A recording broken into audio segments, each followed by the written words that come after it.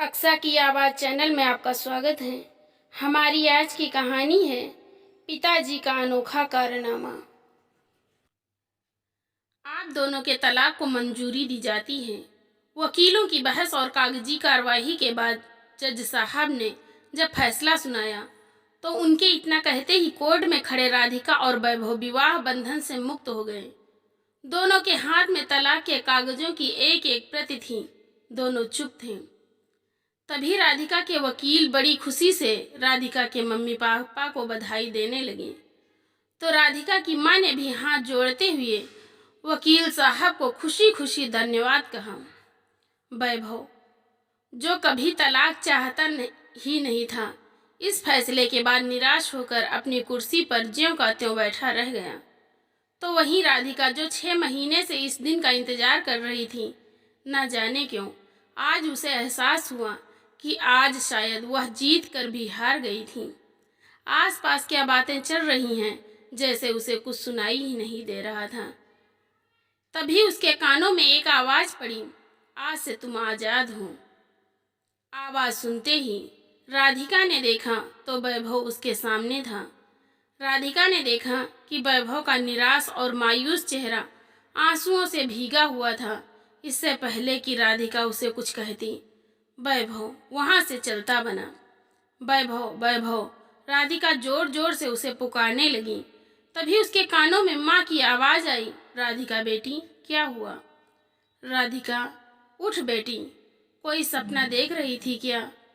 राधिका नींद से जागी तो उसकी माँ ने कहा, परसों कोर्ट का फैसला है।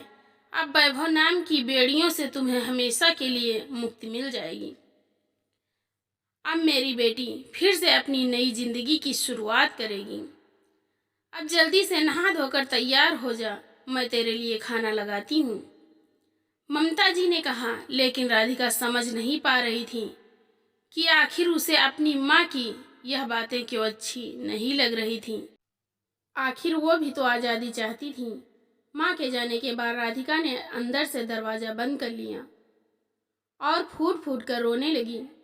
काफ़ी देर रोने के बाद जैसे ही वो अपने आंसू पोंछने लगी तो उसे याद आने लगा, जब कभी भी रोया करती थी तो वैभव उसके आंसू पोंछता हुआ कहता था, तुम जानती हो, तुम्हारी आंखों में एक आंसू भी मुझे बर्दाश्त नहीं है।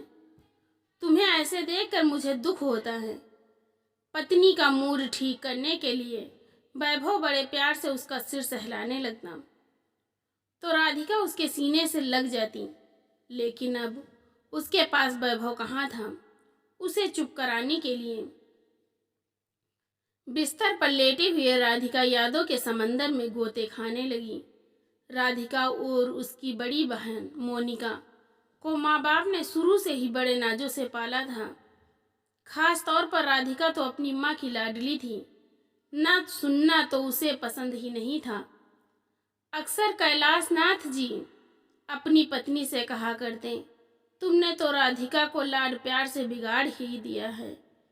बेटियों के इतने भी नखरे नहीं उठाने चाहिए कि वह बिगड़ ही जाएं। ससुराल में अगर कोई इसकी मांग पूरी न कर पाया तो। इस पर राधिका की माँ कहती, अरे अपनी मोनिका के लिए हमने कितना अच्छा लड़का ढूंढा है जो उसकी हर एक ख्वाहिश को पूरा करता है। राधिका के लिए भी हम वही लड़का ढूंढेंगे जो उसके सारे नखरे उठा पाए। वैभव एक बहुत बड़ा सरकारी ऑफिसर था। दिखने में वह किसी फिल्म के हीरो से कम नहीं था, परंतु अहंकार से बिल्कुल परे। वह सादा जीवन जीने में विश्वास रखता था। जब उसके साथ राधिका के रिश्ते की बात चली तो ममता जी और कैलाश नाथ जी को वह बहुत पसंद आया। उन्हें ऐसा लगा जैसे उनकी बेटी के नखरे केवल वही उठा सकता है। राधिका ने तो उसे देखते ही हाँ कर दी। वैभव के माता पिता जो गांव में रहा करते थे, शादी के लिए कुछ दिन उसके घर आ गए। खूब धूमधाम से उन दोनों की शादी हुई। शादी के बाद राधिका ने जिद ठान ली कि वह हनीमून के लिए केवल पेरिस ही जाएगी, जबकि वैभव भारत में ही कहीं घूमना चाहता था। उसने उसे समझाने की कोशिश की, परंतु राधिका नहीं मानी और पेरिस की टिकट करवाने के लिए उसने अपनी माँ को फ़ोन कर दिया। इस बारे में जब वैभव को पता चला तो उसे बड़ा दुख हुआ और बोला, राधिका, तुमने विदेश की टिकट करवाने के लिए अपनी माँ से क्यों कहा? यह काम तो मैं भी कर सकता था। तो राधिका बोली, तुमने मेरी बात नहीं मानी तो मैंने माँ से कह दिया। वह मेरी बात कभी नहीं टालती। लेकिन राधिका, मैंने मना भी कहाँ किया था, अभी तो सिर्फ बात ही हुई थी। अगर तुम विदेश जाना चाहती हो तो यही सही, लेकिन मैं तुम्हें अपने पैसों से ले जाना चाहता हूँ। तुम माँ को टिकट के पैसे वापस कर दो। अरे तो क्या हुआ, इसमें इतना परेशान होने वाली क्या बात है? मेरे मम्मी पापा लोगों से अलग थोड़ी ना हैं। आखिरकार वैभव को राधिका की बात माननी पड़ी और वह दोनों शादी के 5 दिन बाद ही पेरिस के लिए रवाना हो गए। पेरिस के होटल में पहुंचते ही राधिका अपने आलीशान कमरे को देखकर खुशी से उछल पड़ी। कुछ देर आराम करके घूमने जाने के लिए तैयार हुए तो राधिका जीन्स टॉप पहनकर बाहर आई तो वैभव उसकी सुंदरता को देखता ही रह गया। अरे अब जल्दी भी चलो, पति का हाथ पकड़कर राधिका चंचल स्वर में बोली। वैभव, मुझे यहाँ सब कुछ देख कर ऐसा लग रहा है जैसे कोई सपना हो। अच्छा ही हुआ जो मेरे मम्मी पापा ने हमारी यहाँ की टिकट्स बुक कर दी, नहीं तो तुम मुझे वहीं आसपास की ही किसी छोटी मोटी जगह पर ले जाते। तुम्हारे भरोसे बैठी रहती तो मुझे यह नज़ारे देखने को ही न मिलते। राधिका ने यह बात बचपने में कह दी तो वैभव को बुरा लगा, लेकिन राधिका तो अपने ही धुन में मस्त थी। हालांकि वैभव भी यह बात समझता था कि राधिका यह सब बातें नादानी में उसे कह देती हैं, लेकिन दिल की बुरी नहीं है। और फिर उसे उसकी ये मासूमियत ही तो पसंद थी। उसने राधिका को उसके कमियों के साथ अपनाया था। दिन यूं ही बीतने लगे। वे दोनों एक दूसरे के साथ बहुत खुश थे। जब वे वापस भारत लौटे तो एयरपोर्ट पर पहुंचते ही उन्हें लेने के लिए ममता जी ड्राइवर के साथ गाड़ी लेकर वहां पहुंच गईं और बोली, आज तुम दोनों हमारे घर पर ही चलो, खाना तैयार है। तभी वैभव बोला, नहीं माँ, घर पर माँ बाबूजी इंतजार कर रहे हैं। माँ ने खाना भी बना कर रखा है। 2-3 दिन में वह गांव वापस लौट जाएंगे, तब हम आ जाएंगे। अरे पर मैंने इतने प्यार से खाना बनाया, उसका क्या? ममता जी बोली तो राधिका भी उनके साथ जाने की जिद करने लगी। ठीक है राधिका, तुम्हें जाना है तो चली जाओ, लेकिन मुझे घर जाना होगा, ऑफिस के लिए सुबह जल्दी निकलना है। ऐसा कहकर वैभव अपने घर चला गया। वहीं जब राधिका को उसके पापा ने देखा तो समझाते हुए उसे बोले, बिटिया, पहले तुझे अपने ससुराल जाना चाहिए था।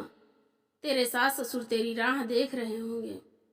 अरे आप भी ना, इतने दिनों बाद बेटी आई है तो उससे हाल चाल पूछने के बजाय आप उसे वापस जाने को कह रहे हैं। और फिर ससुराल कहाँ भागा चला जा रहा है? पहले हम तो मिलने अपनी बेटी से। ऐसा कहते हुए ममता जी अपनी बेटी को प्यार से पुचकारने लगी। शाम को पिता के समझाने पर राधिका अपने ससुराल वापस लौट गई। अगले दिन सुबह वैभव राधिका को नींद से जगाने लगा। राधिका उठो, 10 बजने को आए हैं।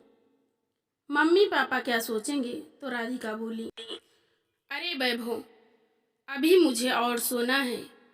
सफर की थकान उतरी नहीं है। ऑफिस जाने के लिए वैभव कमरे से तैयार होकर बाहर आया। उसकी माँ ने नाश्ता लगाया तो वैभव बोला, सफर से थक कर आई है ना, इसलिए अभी उठी नहीं। कोई बात नहीं बेटा, बहू को सोने दो।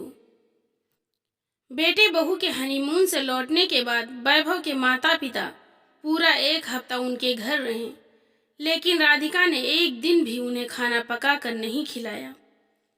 कभी शॉपिंग करने चली जाती, कभी बाहर घूमने फिरने, तो कभी अपनी मम्मी से मिलने।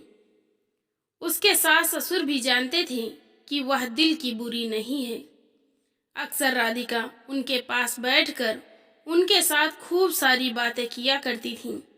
उनके साथ उसका खास लगाव हो गया था। जब उसके सास ससुर गांव वापस जाने लगे तो राधिका उनके गले लगकर खूब रोई।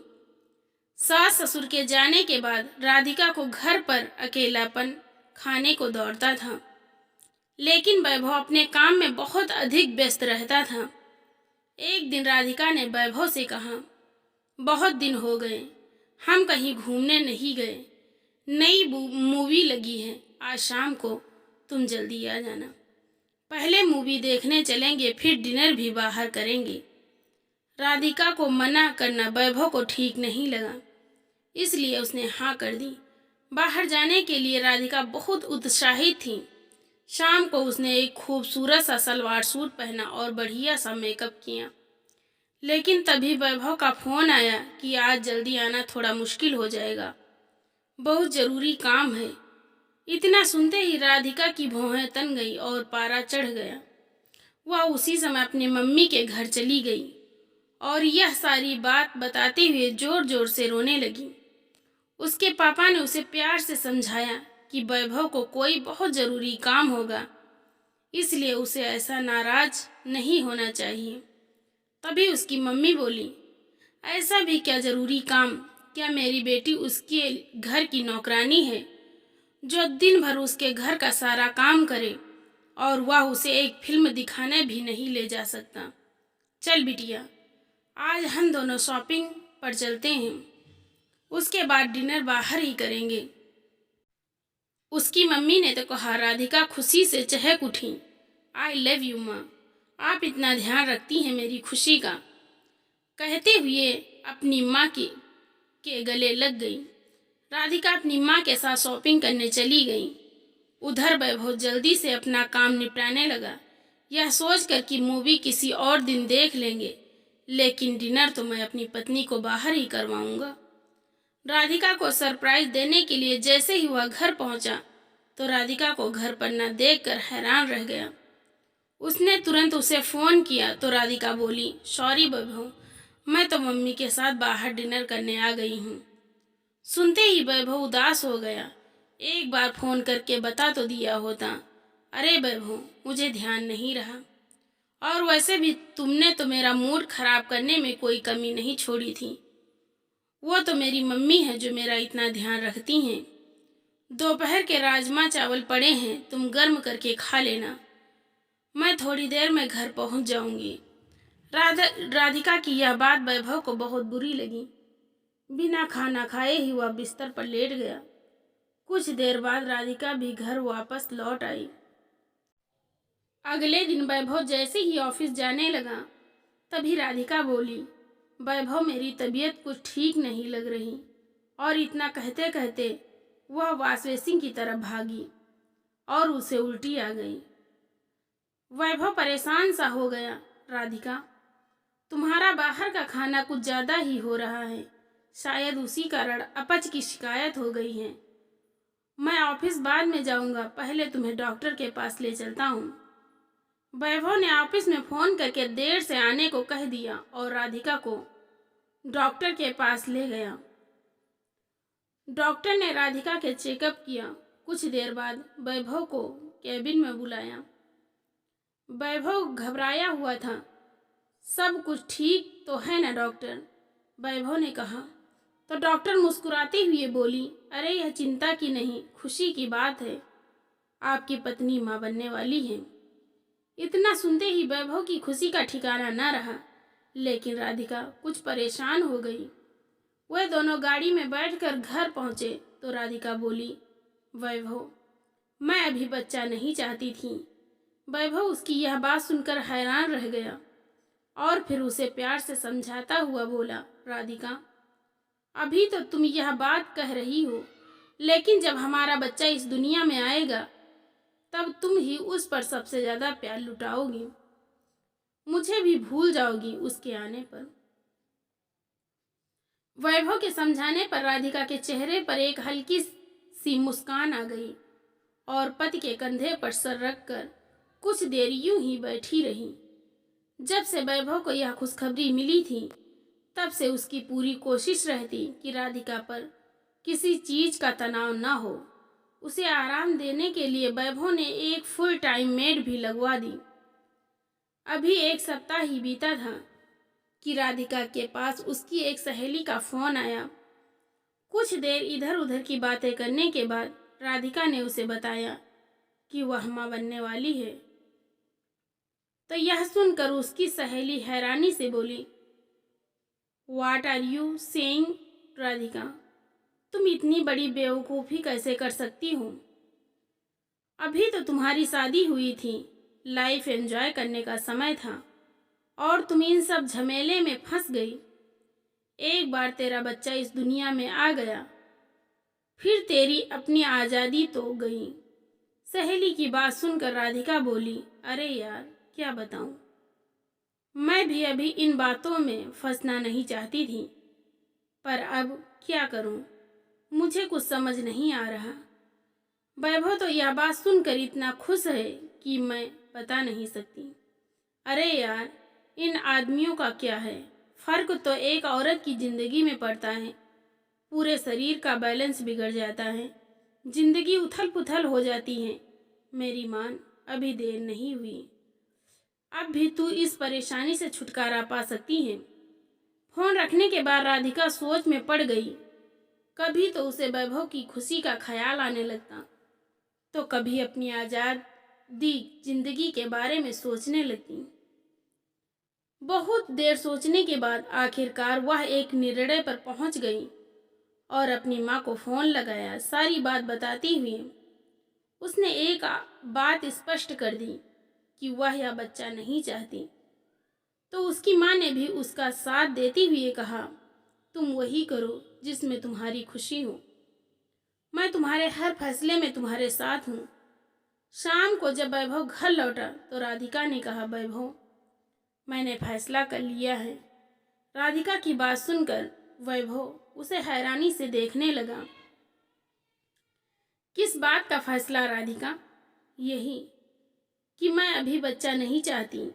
वैभव को ऐसा लगा जैसे उसके कानों में किसी ने शीशा घोल दिया हो। तुम ऐसा सोच भी कैसे सकती हो? अरे एक माँ तो ममता की मूरत होती है और तुम इतनी कठोर हो गई कि अपनी ही नन्ही सी जान का गला घोटने को तैयार हो गई। फिर वैभव ने अपने गुस्से पर काबू किया और बड़े प्यार से उसे समझाता हुआ बोला, देखो राधिका, इस बच्चे की सारी जिम्मेदारी सिर्फ तुम्हारी नहीं होगी। जब वह रात को जागेगा तो मैं उठकर उसका ख्याल रख लूँगा। कपड़े गंदे करेगा तो डायपर भी बदल दूंगा। भूख लगेगी तो दूध की बोतल भी तैयार कर दूंगा। कम ऑन वैभव, मुझे इमोशनली ब्लैकमेल करने की ज़रूरत नहीं है। मेरी डॉक्टर से बात हो चुकी है, कल हम लोग डॉक्टर के पास चलेंगे इस बच्चे से छुटकारा पाने के लिए। तभी वैभव जोर से चिल्लाया, तुम सोच भी कैसे सकती हो कि इस काम में मैं तुम्हारा साथ दूंगा। तभी राधिका बोली, वैभव मैंने तुम्हें बताना था तो बता दिया, अब तुम चलो या ना चलो वह तुम्हारी इच्छा। कानूनी तौर पर मुझे ये फैसला लेने का पूरा हक है कि मैं अपना बच्चा रखूं या नहीं। फिर वैभव गुस्से से कांपता हुआ बोला, राधिका, इस बच्चे पर जितना हक तुम्हारा है उतना ही मेरा भी है, तो इसकी जिंदगी का फैसला तुम अकेले कैसे कर सकती हो? वैभव, मैं अब किसी बहस में नहीं पड़ना चाहती, मैंने जो तय कर लिया सो कर लिया। इतना कहकर राधिका बिस्तर पर जाकर सो गई। लेकिन वैभव की आंखों से नींद गायब हो गई। बड़ी मुश्किल से उसने वह रात काटी और अगले दिन सुबह राधिका के घर फोन कर दिया। उस समय राधिका के पापा घर पर थे। उन्होंने फोन उठाया तो वैभव ने उन्हें राधिका के मां बनने की बात बताई। तो वह बोले, अरे यह तो बड़ी खुशी की बात है, लेकिन पापा यही बात आपकी बेटी समझने को तैयार नहीं है। वह इस बच्चे को दुनिया में ही नहीं लाना चाहती। राधिका के पापा ने उसे फोन पर बहुत समझाया, लेकिन वह अपना फैसला बदलने को तैयार नहीं थी। थोड़ी देर में तैयार होकर अपना पर्स उठाते हुए राधिका बोली, वैभव तुम मेरे साथ चल रहे हो या नहीं? लेकिन वैभव कुछ नहीं बोला। तो ठीक है, मैं अस्पताल जा रही हूँ। मुझे तुम्हारा इंतज़ार रहेगा। अगर तुम नहीं आए तो मैं समझ जाऊंगी तुम मुझसे कोई रिश्ता रखना नहीं चाहते। उसके बाद मैं कभी यहाँ नहीं आऊंगी। राधिका अस्पताल पहुंची तो उसकी मम्मी वहीं उसका इंतजार कर रही थी। सारी तैयारी हो चुकी थी। कुछ ही देर में उसका अबॉर्शन करवा दिया गया। इस बात का पता चलने पर थोड़ी ही देर में उसके पापा भी वहां पहुंच गए।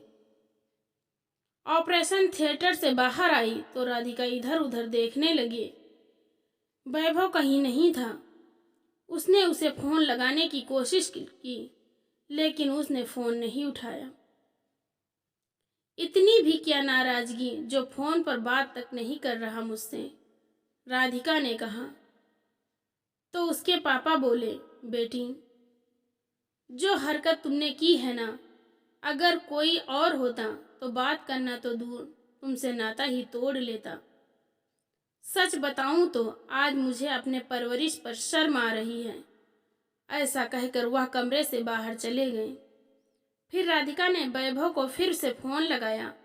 बहुत बार फोन करने के बाद उसने फोन उठाया तो बोला, अब क्या बताने के लिए फोन किया है कि तुमने हमारे प्यार के निशानी को इस दुनिया में आने से पहले ही खत्म कर दिया। एक तरह से तो अच्छा ही हुआ, क्योंकि तुम माँ बनने के लायक ही नहीं हो। तुम क्या जानो माँ की ममता क्या होती है। यह सुनकर राधिका रूंधी आवाज में बोली, वैभव, मुझे लेने कब आओगे? हम बैठकर अपने मनमुटाव को सुलझा लेंगे। नहीं राधिका, अब हमारे बीच बात करने को कुछ नहीं बचा। तुम्हें जब आना हो तो आ जाना, पर मैं तुम्हें लेने नहीं आऊँगा। इतना कहकर वैभव ने फोन रख दिया तो राधिका की आंखों से आंसू फूट पड़े कि आखिर उसकी हर मांग पूरी करने वाला उसका पति इतना कठोर कैसे हो गया। तभी उसकी मम्मी कमरे के अंदर आई तो उसे ऐसे रोते देखकर बोली, क्या हुआ मेरी बेटी, ऐसे क्यों रो रही है? मम्मी, वैभव मुझसे बहुत गुस्सा है। कहते हैं कि अब मुझे लेने नहीं आएंगे। क्या मैंने इतना बड़ा गुनाह किया है? इतना बोलते बोलते वह अपनी माँ के गले लगकर सुबकने लगी। तो उसकी माँ उसके आंसू पोंछते हुए बोली, किसने कहा कि तुम दोषी हो? तुमने कोई गलत काम नहीं किया। मैं हमेशा तुम्हारे साथ हूँ। अपनी माँ की यह बात सुनकर राधिका को पूरा विश्वास हो गया कि उसने एकदम सही फैसला लिया। वैभव यूं ही राई का पहाड़ बना रहा है। राधिका अपनी माँ के साथ अपने मायके में आ गई। मायके में रहते हुए वह हर पल अपने पति के आने का इंतजार कर रही थी, लेकिन न तो वैभव उसे लेने आया, न ही उसने कोई कॉल या मैसेज किया। दिन बीतने के साथ साथ राधिका की बेचैनी बढ़ती जा रही थी। अपने मोबाइल फोन में वैभव के साथ खुद की फोटो देख देख कर वह रोती जा रही थी। तभी उसके पापा उसके पास आए और बोले, बेटी, मैं जानता हूँ कि तू वैभव से बहुत प्यार करती है। उसके बिना एक एक पल काटना तेरे लिए मुश्किल हो रहा है, तो उसे फोन क्यों नहीं कर लेती? अगर तू एक कदम आगे बढ़ाएगी तो मुझे पूरा यकीन है वह तुझे लेने आ जाएगा। क्यों पापा, मैं फोन क्यों करूं? आखिर मैंने ऐसा भी कौन सा गुनाह कर दिया? गुस्से में आकर राधिका बोली। तो उसके पापा ने कहा, जब तुम अपनी जिद छोड़ना ही नहीं चाहती तो फिर दिन भर अपने आप को कमरे में बंद करके क्यों रोती रहती हूँ? इतना सुनते ही राधिका बोली, आखिर कैसे पिता हैं आप? मेरी परेशानी भी आपको नजर नहीं आती। हमेशा आप मुझे ही गलत ठहराते रहते हो।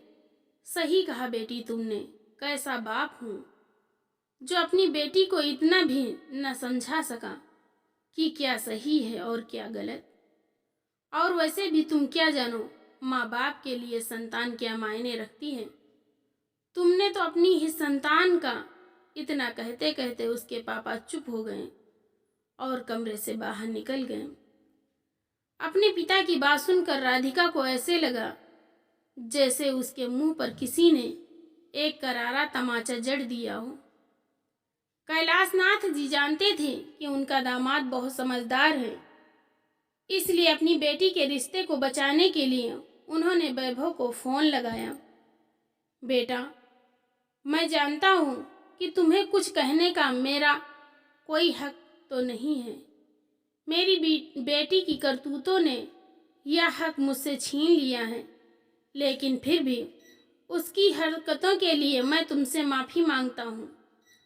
मैं जानता हूँ राधिका जिद्दी है, परंतु ये भी सच है कि वो तुमसे बेइंतहा प्यार करती हैं। मैं हाथ जोड़कर गुजारिश करता हूँ कि इस रिश्ते को फिर से एक मौका दो।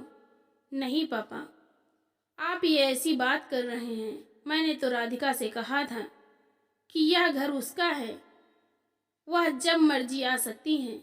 फिर भी यदि आप कहते हैं तो मैं एक बार फिर से उससे बात करूँगा। अगर मेरे बात करने से हमारा रिश्ता सुधरता है तो ऐसा करने में मुझे कोई हर्ज नहीं है। थोड़ी देर में वैभव ने राधिका को फ़ोन लगाया तो वैभव की कॉल देकर राधिका के चेहरे पर मुस्कुराहट आ गई। उसने झट से फ़ोन उठाया तो दूसरी ओर से आवाज़ आई, हेलो राधिका, कैसी हो तुम? थोड़ी गुस्सा दिखाते हुए राधिका बोली, इतने दिनों बाद तुम्हें आज मेरी याद आई। तुमने तो यह जानना तक जरूरी नहीं समझा कि मेरी तबीयत भी ठीक है या नहीं। अच्छा बताओ, फ़ोन कैसे किया? तो वैभव बोला, राधिका, जो हो गया सो हो गया। अब अपना गुस्सा भूल कर अपने घर वापस आ जाओ। अगर तुम कहो तो मैं शाम को तुम्हें लेने आ जाऊं। तभी राधिका बोली, मुझे चढ़ने में कोई परेशानी नहीं है, लेकिन मैं यह नहीं चाहती कि दोबारा से हमारे बीच कोई मनमुटाव पैदा हो। क्या मतलब? मैं समझा नहीं। वैभव ने पूछा तो राधिका बोली, वैभव, मेरी एक शर्त है कि जब मेरी इच्छा नहीं होगी तब तक हम फैमिली प्लानिंग के बारे में नहीं सोचेंगे। यह फैसला करने का अधिकार सिर्फ मेरा होगा। तभी वैभव हैरानी से बोला, राधिका, पति पत्नी के रिश्ते में शर्तें कहाँ से आ गईं? पहले भी तुम अपनी मनमानी करके बहुत बड़ी गलती कर चुकी हो। ठीक है वैभव, अगर तुम अपनी जिद पर अड़े हो तो मैं तुम्हारे साथ नहीं आऊँगी। राधिका बोली तो वैभव गुस्से में आ गया और बोला, तुम्हारे पापा के कहने पर मैंने फिर से अपने रिश्ते को सुलझाने की कोशिश की, लेकिन मैं नहीं जानता था कि तुम इतनी नासमझ हो। अच्छा, तो तुम्हें मेरी याद नहीं आई थी?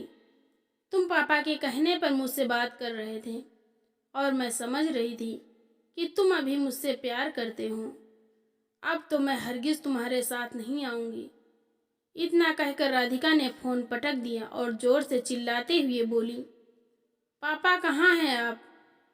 तभी उसकी माँ दौड़ती हुई आई और बोली, क्या हुआ बेटी, क्यों चिल्ला रही हो? मम्मी, आखिर पापा चाहते क्या हैं? अगर उन्हें मैं बोझ लग रही हूँ तो मैं यह घर भी छोड़कर चली जाऊंगी। तभी कैलाशनाथ जी वहाँ आ गए तो राधिका गुस्से से बोली, आखिर मुझसे पूछे बिना आपने वैभव को फ़ोन क्यों किया? क्यों उसके सामने गिड़गिड़ाए? उसे तो यही लगेगा ना कि मैं उसके बिना नहीं रह सकती। मेरी जिंदगी का फैसला मुझसे पूछे बिना आपने लिया कैसे? हाँ बेटा, गलती तो मेरी थी, जो मुझे लगा कि तुम समझने पर समझ जाओगी, लेकिन तुम्हें अपनी जिद के आगे कुछ नज़र ही कहाँ आता है। अगर इतना ही घमंड है तुम्हें तो जियो अपनी ज़िंदगी अपने हिसाब से। अब मैं कुछ नहीं कहूँगा। इतना कहकर कैलाशनाथ जी अपने कमरे में चले गए तो राधिका गुस्से से चिल्लाती हुई बोली, हाँ हाँ, मैं भी बता दूंगी वैभव को कि मैं उसके बिना बड़े आराम से जी सकती हूँ। ना जाने क्या समझता है वह अपने आप को। माँ, आप वकील से बात कीजिए और तलाक के पेपर्स रेडी करवाइए। अब मैं उसके साथ नहीं जी सकती। तलाक की बात सुनकर उसकी माँ ने उसे आराम से बिठाया और बोली, बेटा, इतना गुस्सा अच्छा नहीं है, थोड़ा ठंडे दिमाग से काम लो। कहीं ऐसा ना हो कि इस फैसले के बाद तुम्हें पछताना पड़े। नहीं माँ, यह मेरा आखिरी फैसला है। लेकिन बेटी, तुम्हारी फ़ोन पर बात क्या हुई, यह तो बताओ। ममता जी ने पूछा तो राधिका ने वैभव के साथ हुई सारी बात बता दी। तो ममता जी बोली, ठीक है बेटी, अगर वैभव ही कुछ सुलझाना नहीं चाहता तो हम वकील से बात करते हैं। जो मेरी बेटी चाहेगी वही होगा। कुछ ही दिनों में वैभव के पास तलाक के कागज पहुंच गए। जैसे ही उसने वह कागज पढ़े तो उसकी हैरानी का ठिकाना ना रहा। उसे ऐसा लगा जैसे पूरी धरती हिलने लगी है। सारी पुरानी बातें उसके जहन में आने लगी और उसका सर चकराने लगा। अपना सर पकड़कर वह धम से जमीन पर बैठ गया। नहीं, मेरी राधिका ऐसा नहीं कर सकती। ऐसा सोचते हुए वैभव ने राधिका को फोन मिलाया, लेकिन दूसरी ओर से राधिका की मां ने फोन उठाया। मैं राधिका से बात करना चाहता हूँ, वैभव ने कहा। तो ममता जी बोली, अब बात करने को बचा ही क्या है। राधिका तुमसे बात करना नहीं चाहती। नहीं माँ, मैं जानना चाहता हूँ कि क्या उसका आखिरी फैसला है। हाँ, मेरी बेटी अब तुम्हारे साथ घुट घुट कर जीना नहीं चाहती। वह इस अनचाहे बंधन से आज़ाद होना चाहती हैं। इतना कहकर उन्होंने फ़ोन रख दिया। दिन यूं ही बीतते गए। एक दिन अपने कमरे में उदास बैठी राधिका का मन हुआ तो उसने अपनी बड़ी बहन मोनिका को फ़ोन लगा दिया। बातें करती हुई मोनिका बोली, तुझे क्या बताऊं राधिका, भूख और प्यास के मारे तो मेरी जान ही निकली जा रही है। तो राधिका हैरान होती हुई बोली, अरे तो खाना क्यों नहीं खाया। ओफो राधिका, क्या तुम नहीं जानती आज करवा चौथ है और मैंने तेरे जीजा जी के लिए व्रत रखा है। अरे तेरे जीजा जी ने तो मुझे मेरी पसंद की एक बहुत खूबसूरत सी साड़ी खरीद कर दी है। सुबह जब मैं सज धज कर तैयार हुई तो तेरे जीजा जी तो आशिक बने, बस मुझे देखते ही जा रहे थे। पता है, रात को हम किसी अच्छे से रेस्टोरेंट में डिनर करने जाने वाले हैं। करवा चौथ का नाम सुनते ही राधिका के हाथ से मोबाइल छूट गया। भूखी प्यासी होते हुए भी उसकी बहन कितनी खुश लग रही थी। कितनी लकी है मोनिका, राधिका के मुंह से अचानक निकला। फिर याद आया, खुशकिस्मत तो मैं भी थी। पिछले साल करवा चौथ पर कितनी उत्साहित थी। मेरे लाख मना करने पर भी वैभव ने मेरे लिए व्रत रखा था। सुबह सुबह उठकर उन्होंने मेरी पसंद के व्यंजन बनाकर तैयार कर दिए थे। हम दोनों ने साथ बैठकर सरगी खाई थी। सारा दिन भूखे प्यासे रहे थे, वह भी मेरे साथ, और रात को 5 स्टार होटल में डिनर कराने ले गए थे। सोचते सोचते राधिका के चेहरे पर एक मुस्कान आ गई, लेकिन अगले ही पल उसकी आंखों से झरझर आंसू बहने लगे। दिल के किसी कोने में उसे कहीं ना कहीं अपनी गलती का एहसास हो रहा था। उसका दिल किया कि अभी वैभव को फोन करके अपने किए की माफी मांग ले। तभी बाहर से उसकी माँ की आवाज़ आई, राधिका देख तो कोई लेटर आया है। राधिका ने खोल कर देखा तो उसमें वैभव के साइन किए हुए तलाक के कागज थे। उसके मन में जज्बातों का तूफान उमड़ आया। वैभव ने साइन कर दिए, इसका मतलब वह भी अब इस रिश्ते से छुटकारा चाहता है। मैं ही पागल थी जो उससे बात करने की सोच रही थी। ठीक है, अगर उसे मेरी परवाह नहीं तो मैं क्यों उसे फ़ोन करूं। गुस्से में आकर उसने मोबाइल बिस्तर पर पटक दिया। दिन यूं ही बीतने लगे। एक दिन राधिका बाजार गई तो उसे अपनी सहेली से मिली। उसे अपनी सहेली पहले से कुछ बदली बदली दिखाई दी। उसके वजन भी कुछ बढ़ गया था। पूछने पर उसकी सहेली ने बताया कि वह माँ बनने वाली है। यह सुनकर राधिका के होश उड़ गए, क्योंकि इसी सहेली ने उसे बच्चे के चक्कर में न पड़ने की सलाह दी थी। फिर स्वयं को संभालते हुए राधिका बोली, क्या, लेकिन तू तो मुझे सलाह देती थी कि अभी इस झंझट में पड़ने की ज़रूरत नहीं है, और अब तू ही। हाँ राधिका, वह क्या है ना, अब नहीं तो 1 साल बाद हमें अपना परिवार बढ़ाने के बारे में सोचना ही था, तो अब क्यों नहीं। इतना सुनते ही राधिका का दिमाग जैसे सुन्न हो गया। इसके बाद वह कुछ न बोल पाई और सीधा घर वापस आ गई। दिमाग में विचारों का तूफान जोर मारने लगा। आज पहली बार उसे अपनी गलती का एहसास हो रहा था। थोड़ी देर में उसकी माँ उसके पास आई और बोली, बेटी, एक बहुत बड़ी खुशखबरी है। वकील साहब का फोन आया था। 2 दिन बाद कोर्ट की हेयरिंग में तुम्हारे तलाक को मंजूरी दे दी जाएगी। अब जब तुम उस जेल से आज़ाद हो ही जाओगी तो मैंने तुम्हारे लिए एक लड़का देखा है। बड़े ही ऊंचे खानदान से है। तुम्हें अपनी पलकों पर बिठा कर रखेगा। ममता जी ने कहा तो राधिका जोर से चिल्लाई, मम्मी, मुझे दोबारा शादी नहीं करनी। भगवान के लिए मुझे अकेला छोड़ दो। दोपहर से रात हो गई, लेकिन राधिका बस मोबाइल में वैभव की तस्वीर देखती ही जा रही थी। तभी उसके पिता कैलाशनाथ जी उसके कमरे में आए और उसके सर को सहलाने लगे। राधिका ने अपने पापा के स्पर्श को महसूस किया तो उनके गले लग गई और उसकी रुलाई फूट पड़ी। तभी कैलाशनाथ जी बोले, बेटी, आज तू इतनी दुखी क्यों है? तुझे तो खुश होना चाहिए था। तू जो चाहती थी आखिर वही तो हो रहा है। तो राधिका बोली, पापा, मुझे माफ़ कर दो। आप सही कहते थे। मेरी जिद और अहंकार ने मुझे एकदम अकेला कर दिया। कितना दुख दिया मैंने उसे इंसान को जिसने हर हाल में मेरा साथ दिया। अब तो मुझे खुद पर ही घिन आने लगी है। काश तू यह बात पहले समझ जाती बेटी। तुझे ऐसे देखकर मैं दिल पर क्या बीत रही है यह मैं ही जानता हूँ। बेटी, विवाह तो एक गठबंधन है जो 2 लोगों को एक डोर से बांधता है। वैभव ने तो उस डोर को मजबूती से थामे रखा, लेकिन अफसोस तुम उसे संभाल नहीं पाई।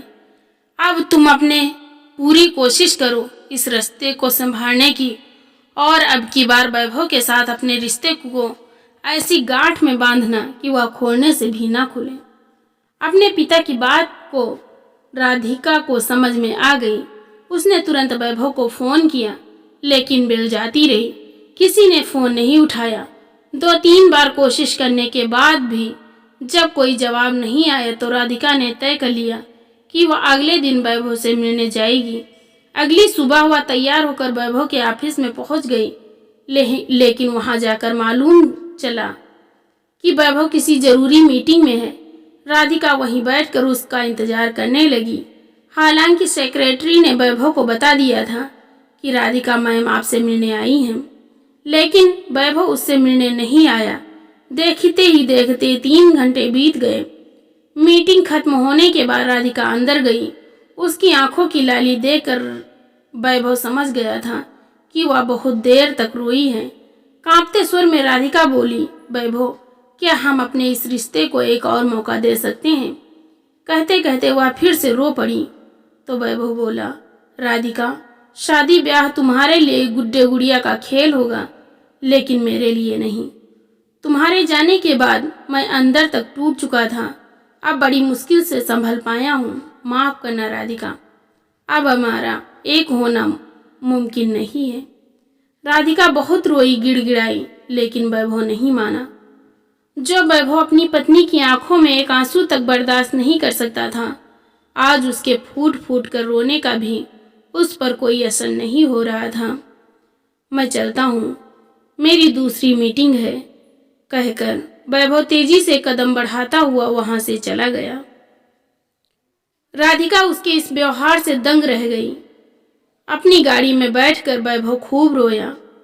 उसकी आंखों के सामने अपनी पत्नी राधिका का मुरझाया हुआ चेहरा बार बार आ रहा था। आखिर कैसे वह इतना पत्थर दिल हो गया? खुद को शांत करके उसने राधिका के पिता कैलाशनाथ जी को फोन किया और बोला, क्यों पापा, आपने मुझे ऐसा करने को क्यों कहा? अपनी राधिका का मैंने इतना दिल दुखा दिया, जबकि उसकी आंखों में पश्चाताप मुझे साफ नजर आ रहा था। तभी कैलाशनाथ जी बोले, बेटा, मैं जानता हूँ कि उसे अपने किए का पछतावा है, लेकिन मैं यह चाहता हूँ कि उसे अपने रिश्तों के कद्र हो। अगर मैं उसका पिता हूँ तो तुम भी मेरे बेटे हो और मैं तुम्हें दोबारा यूं ही टूटते हुए नहीं देखना चाहता। अगर उसे सब कुछ आसानी से मिल गया तो वह उसकी कीमत नहीं समझ पाएगी। मैं तुमसे वादा करता हूँ कि अब जो राधिका तुम्हारे पास आएगी वह रिश्तों की कद्र करना जानती होगी। शायद राधिका घर आ चुकी हैं, मैं फोन रखता हूँ। क्या हुआ बेटी, रो क्यों रही है? राधिका की माँ ने पूछा तो राधिका बोली, माँ, वैभव ने मुझे माफ नहीं किया, सब कुछ खत्म हो गया। अच्छा, तो तू उस वैभव से मिलने गई थी, उसने फिर से मेरी बेटी का दिल दुखा दिया। तू फिक्र मत कर बेटी, कल तुझे उस पत्थर दिल इंसान से हमेशा हमेशा के लिए छुटकारा मिल जाएगा। उसकी माँ ने गुस्से से आग बबूला होती हुए कहा तो कैलाशनाथ जी के सब्र का बांध टूट गया। बस ममता, बहुत बहका लिया तुमने मेरी बेटी को। मुझे हैरानी है तुम अपने आप को उसकी माँ कहती हो। अरे एक माँ तो अपनी बेटी को परिवार में रहना सिखाती है और यहाँ तुम उसकी जिंदगी बर्बाद करने पर तुली हो। कड़कती आवाज में कैलाशनाथ जी बोले तो ममता जी हैरान रह गई। फिर राधिका बोली, हाँ माँ, पापा बिल्कुल ठीक कह रहे हैं, इसमें वैभव की कोई गलती नहीं है। मुझे ही उसके प्यार की कद्र नहीं हुई। उसने हमेशा मेरा साथ दिया, मुझे अपनी सर आंखों पर बिठा कर रखा, लेकिन मैंने क्या किया? अगर मैंने सही फैसला लिया होता तो आज मैं खुशी खुशी उसके साथ अपनी जिंदगी बिता रही होती। लेकिन माँ, मुझे हैरानी है कि अगर मैं रास्ते से भटक गई थी तो आपने मुझे सही रास्ता क्यों नहीं दिखाया? आप तो मेरे हर गलत फैसले को सही ठहराती रही। राधिका बोलते जा रही थी और उसकी माँ किसी गुनहगार की तरह नजरें झुकाए सब कुछ सुनती जा रही थी। फिर राधिका बोली, पापा, अब मैंने तय कर लिया है कि मैं आज ही बल्कि अभी अपने पति के घर जा रही हूँ, चाहे मुझे उसके पैरों में गिर कर माफ़ी क्यों ना मांगनी पड़े, लेकिन मैं अब उससे दूर नहीं रह सकती। इतना कहकर राधिका ने दरवाजे की चौखट लांघ दी और अपने खुद के घर जाने के लिए निकल गई। थोड़ी ही देर में ममता जी के फ़ोन की बेल बजी। फ़ोन उठाया तो उनकी बड़ी बेटी मोनिका। मम्मी, बस बहुत हो गया। क्या हुआ बेटी, क्या बात है? ममता जी बोली तो दूसरी ओर से आवाज़ आई, मम्मी, मैं इस आदमी के साथ हरगिज़ नहीं रह सकती। न जाने क्या समझता है अपने आप को। मैं अभी अपने बच्चे को लेकर आपके पास आ रही हूँ। इतना सुनते ही ममता जी गुस्से से बोली, खबरदार, जो अपने पति से लड़कर यहाँ आई तो सुलह कर ले अपने पति से। मैं जानती हूँ उसे, इतना भी बुरा नहीं है वो। तो दोस्तों, आपको हमारी कहानी कैसे लगी, लाइक और कमेंट करके ज़रूर बताइएगा। अगर आपने हमारे चैनल को सब्सक्राइब नहीं किया है तो सब्सक्राइब करना बिल्कुल ना भूलें। मिलते हैं एक और नई कहानी के साथ। बहुत बहुत धन्यवाद।